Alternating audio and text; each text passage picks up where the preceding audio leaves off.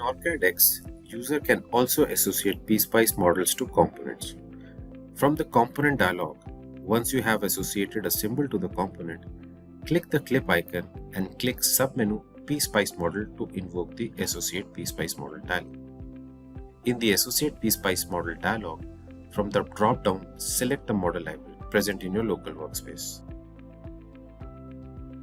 Once done, all the models present in the library would get listed in the Matching Model section. You can select a model from the model list shown or use the search bar to search for a particular model. Once selected, the model information will be seen in the Model Text section. From the Model Mapping section, map the symbol pins to the model terminals. Click Attach to complete the PSpice model association.